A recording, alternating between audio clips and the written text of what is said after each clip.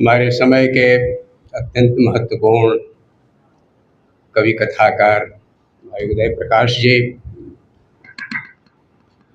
Professor शाही जी, बसंत महिला महाविद्यालय की प्राचार्य प्रोफेसर अलका सिंह जी, भाई शिव बहादुर सिंह जी और इस संगोष्ठी की संचालक मीनू अवस्थी जी, और हम लोगों के बीच केवल साहित्य ही नहीं, केवल समाज विज्ञान ही नहीं, बल्कि जो हमारी आत्मा का एक अभिव्यक्ति का बहुत महत्वपूर्ण क्षेत्र है, कला, चित्रकला। आरंभ ही हम लोगों का संगीत कला से हुआ, तो उसकी एक प्रमुख पहचान हमारे हिंदू विश्वविद्यालय में हमारे दृश्य कला संकाय की पूर्व अधिष्ठाता रही हैं प्रोफेसर मृदुला सिन्हा जी, और सभागार में उपस्थित सभी साहित्यिक, साहित्य प्रेमी, समाज विज्ञानी, विद्वान मित्रों, विदुषी बहनों और छात्राओं। ये वरुणा संवाद आरंभ ही एक महत्वपूर्ण सभ्यता संवाद से हुआ। जैसा कि भाई उदय प्रकाश जी ने कहा, हमारी पूरी की पूरी सभ्यता पूरे विश्व स्तर पर ही एक संकट की मार में है। और अभी हम यह जो संवाद कर रहे हैं, कुछ लोग जो हैं वो केवल हथियारों से संवाद करने में विश्वास करते हैं, और आप देख रहे हैं उनका शोर बहुत ज़्यादा है, ताकत उसके पीछे बहुत अधिक है, उसके पीछे बाजार है। लेकिन फिर भी रेशम का कीड़ा रेशम ही पैदा कर सकता है। जहाँ केवल हथियार का शोर हो, वहाँ भी हम लोग विचार कर सकते हैं, और ये करना हम कभी नहीं छोड़ेंगे।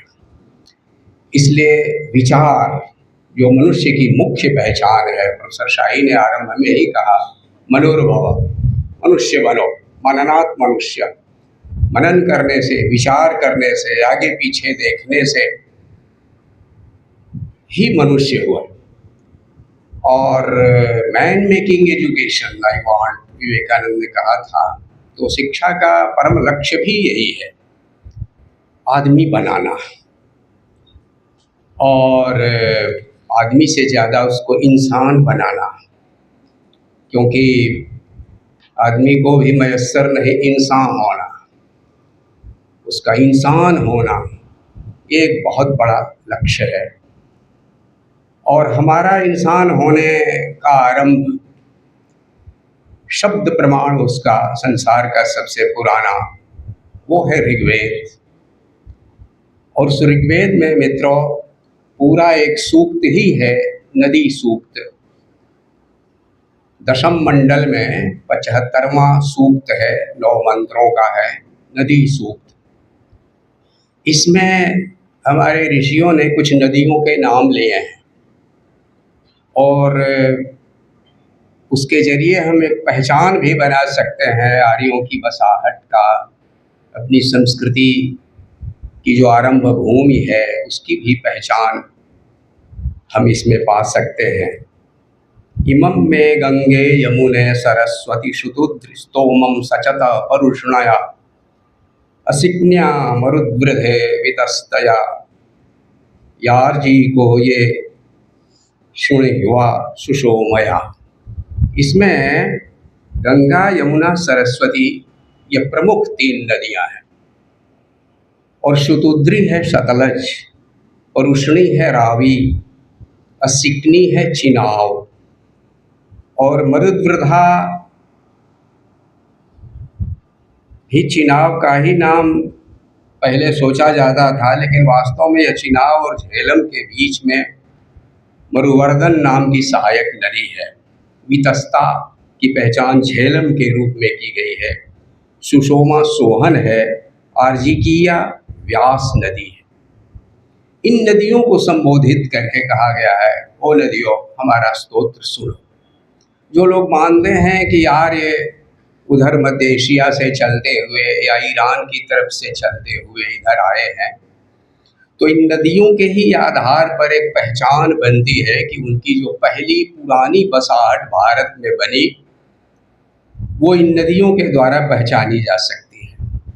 इसमें सिंधु और सरस्वती बहुत प्रमुख नदियां हैं, लेकिन इसमें गंगा और यमुना का भी उल्लेख है, यानी उसके आगे बढ़ने की दिशा ये भी हम पा सकते हैं कि कैसे क्रमशः वह बढ़े हैं। और सिंधु की अन्य सहायक नदियों के भी नाम वहाँ मिलते हैं, और जिंदा अवस्था में जो हरयू और हरहवती ये उल्लेख आता है,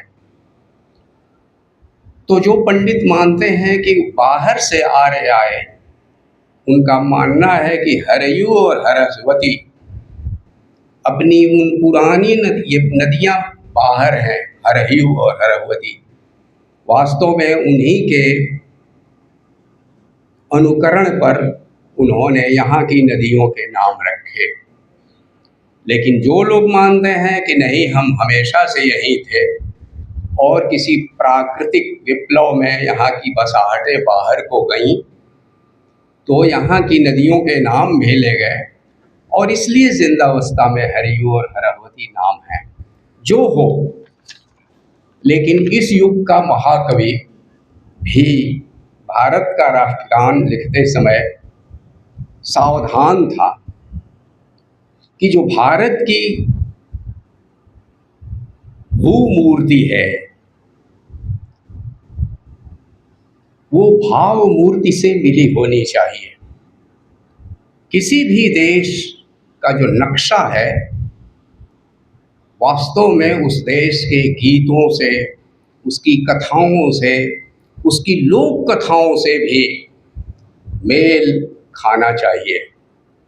और इस दृष्टि से कवि ने केवल नक्शा नहीं बनाया, बल्कि उस गीत में विंध्य हिमालय के साथ साथ गंगा यमुना का नाम लिया, और लोग हल्ला कहते रहे कि अन्य प्रदेशों के नाम क्यों नहीं हैं, अन्य नदियों के नाम नहीं हैं। लेकिन कवि ने केवल कुछ प्रतिनिधि नाम लेकर यह संकेत तो कर दिया कि किसी देश की भूमूर्ति कैसे बनती है। इसलिए मित्रों, इस वैदिक सूक्त का उल्लेख मैंने इसलिए किया कि बहुत पहले से जो हमारा स्वभाव रहा है अपने देश को देखने का और पहचानने का, उसमें नदियाँ एक बहुत महत्वपूर्ण स्थान रखती रही हैं, एक जीवन स्थान रखती रही हैं। आपो मातरः, जितने जलधाराएं हैं वे सब माताएं हैं। और आप पाएंगे कि केवल गंगा की पूजैया ही नहीं होती, सभी नदियों की पूजैया अपनी अपनी जगह पर भारत में होती है। यहाँ आर पार की माला चढ़ती है। अभी भी ग्रामीण जनता के बीच उसके संस्कार चले आ रहे हैं। और जहाँ से उदय प्रकाश जी आते हैं वहाँ नर्मदा परिक्रमा चलती है। अमृतलाल बेगल ने सौंदर्य नो नदी और दूसरी जो पुस्तकें हैं उसमें उन्होंने अपने शब्द चित्रों से तो उसको अमर किया ही, साथ साथ वे यात्रा करते हुए रेखा चित्र भी बनाते गए हैं और उनकी पुस्तकों में वे रेखा चित्र भी मौजूद हैं। यानी पूरी की पूरी संस्कृति उस नर्मदा परिक्रमा से जुड़ी हुई है। और केवल इस बनारस के भूगोल को भी आप देखें तो पाएंगे कि यह नदियों और कुंडों से भरा, जलधाराओं के बीच ही यह बसा है। ठीक आपके कुछ ही दूरी पर मछोदरी है और सबसे बड़ा चौराहा वही है। उसकी वजह यह है कि वह मछोदरी झील थी, मत्स्योदरी, और उसमें से एक नदी निकलती थी मंदाकिनी सरित। वह मंदाकिनी सरित आज के मैदागिन चौराहे से होता हुआ बूला नाला, नाला नाम ही बदलाता है, बूला नाला से होते हुए वह जाके पंचगंगा घाट में मिलता था। इसी तरह आप जिसको गोदौलिया कहते हैं, वो उधर बड़ुआडीह की ओर से आने वाली सड़क पूरा बहाव उसका इधर की तरफ ही है। जब भी भारी जल वर्षा होती है तब पानी इधर को ही दौड़ता है। ये बहुत पुराना रास्ता है, यानी पुराना रास्ता यानी गोदावरी नदी जो वहाँ आके मिलती थी।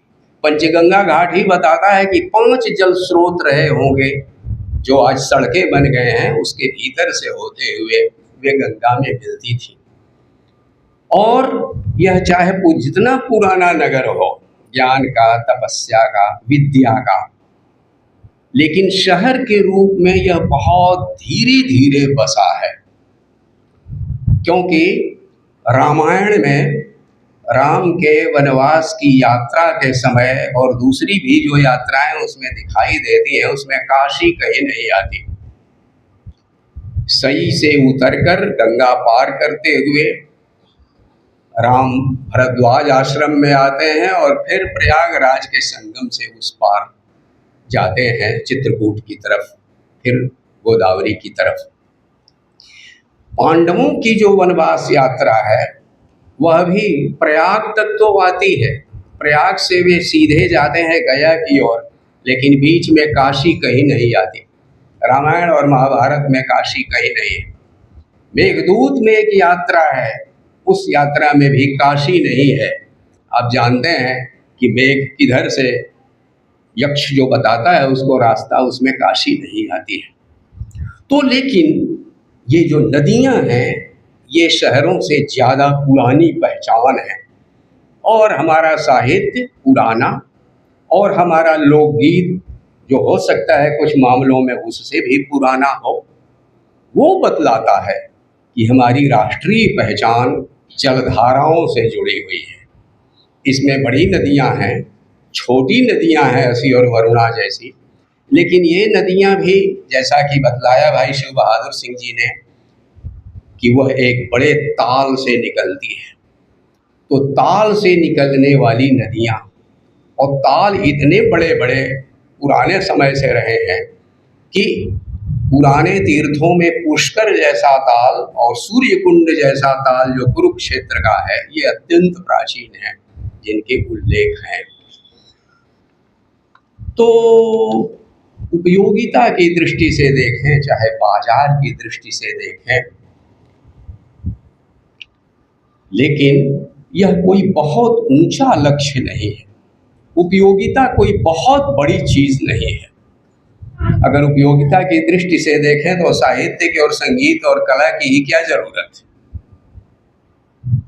बहुत सारे ऐसे जीवन के मूल्य हैं जिनका कोई बाजार मूल्य नहीं है, लेकिन मनुष्य होने के लिए वह अनिवार्य है। और इसलिए यह वरुणा संवाद है। मैं समझता हूँ यह जो नदियों का संवाद है, यह हमारी संस्कृति का संवाद है, यह हमारे जीवन का संवाद है, और ये हमसे अधिक पुरानी है। ये हमारी पुरखिन है। ये पेड़ पौधे हमसे बहुत पहले पृथ्वी पर आए थे। नदियाँ शायद उससे भी पहले आई थी, क्योंकि जल होने के बगैर वनस्पतियों की कल्पना नहीं की जा सकती। तो मैं समझता हूँ कि इस तरह का संवाद अप्रासंगिक नहीं कहा जा सकता। सारी दुनिया बाजार की ओर जाती हो तो भी सारे संसार से और सभी दिशाओं से जो नया विचार आ रहा है, मनुष्यता की गंभीर चिंता की भूमि से जो विचार आ रहा है, वह फिर एक बार मनुष्यता की जो मातृभाषा है यानी कविता, वह जिस तरह उगारती है, वो हमारी जो पुरानी पहचान है, वो इस वरुणा संवाद के माध्यम से फिर नई होती है। पुराना ही बार बार नया होता है। इस दृष्टि से मैं समझता हूँ वरुणा संवाद केवल वरुणा नदी तक सीमित नहीं है। यह पूरी जलधाराओं को और हमारी समस्त जीवन धाराओं को भी बचाने का संवाद है, एक शुरुआत है। और मैं समझता हूँ कि ये शुरुआत किसी अंजाम तक पहुँचे न पहुँचे, लेकिन वास्तव में इस तरह की शुरुआतें ही मनुष्य को किसी अंजाम तक पहुंचाती हैं। बहुत बहुत धन्यवाद।